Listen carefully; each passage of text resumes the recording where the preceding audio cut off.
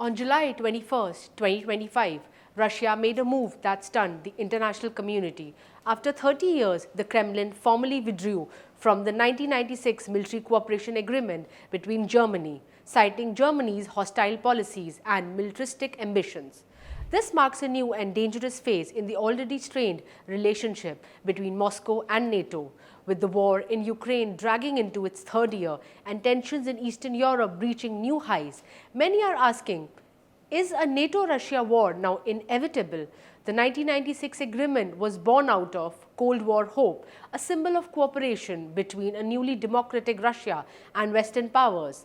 The pact encouraged joint exercises, intelligence sharing, and dialogue to prevent future conflict. But that vision has eroded since Russia's annexation of Crimea in 2014 and its full-scale invasion of Ukraine in 2022.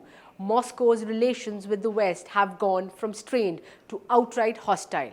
Now, the final unraveling of this military accord with Germany sends a clear signal. Russia is done pretending. It wants cooperation. So, why now? According to the Kremlin, Germany has crossed several red lines. First, Berlin's military support to Ukraine, including Leopard 2 tanks and advanced air defense systems, is seen as an act of aggression. Second, NATO's troop deployments in Eastern Europe, including Germany's leadership in Lithuania, are viewed by Russia as encirclement. And finally, Russia accuses Germany of embracing militaristic ambitions by expanding its defense budget and preparing for long-term deterrence.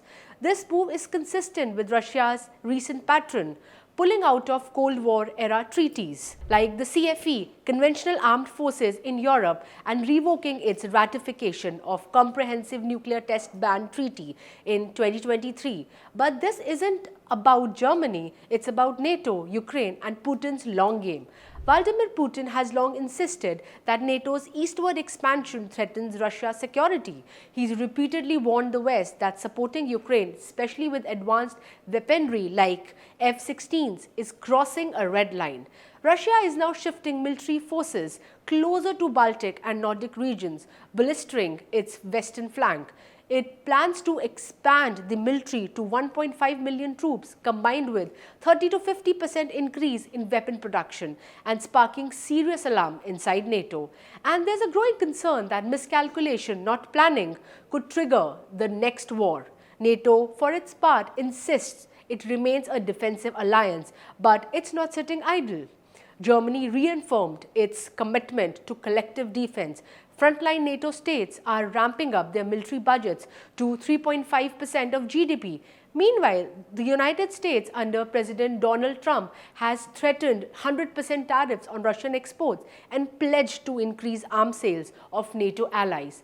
At the same time, Trump continues to push for Ukraine-Russia peace deal, a proposal met with skepticism across Europe and even in Moscow. So, does this mean war between NATO and Russia is coming? Not necessarily. Yes, the end of the pact is serious, but experts believe this is strategic posturing, not an imminent prelude to invasion. Russia's economy is under immense strain. Its military has suffered heavy losses in Ukraine, and a direct war with NATO, the world's most powerful military alliance, would be devastating for both the sides. Still, the risk of escalation remains high. Border skirmishes, cyber attacks, even accidental drone incursions, any of these could spark a crisis. There's another twist. Russia may not be alone. Unconfirmed reports suggest China may sell 40 J-35 stealth jets to Russia. If true, this could signal growing cooperation between Moscow and Beijing as NATO arms up in Eastern Europe and even Moldova.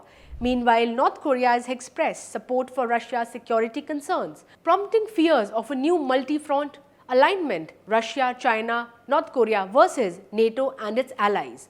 This realignment has global implications for energy markets, arms race, and diplomacy. Putin's spokesperson says Russia is open to peace talks, but not at the cost of its strategic goals in Ukraine. Kiev remains defiant. Ukrainian officials, including Mayor Vitaly Klitschko, say Western delays are hurting their defense and strengthening Moscow's hand. The 1996 Germany-Russia Pact may be dead, but the battle of Europe's future is far from over. What happens next could reshape the global order, and everyone is watching. Thanks for watching. Don't forget to like, subscribe and leave your thoughts in the comments below.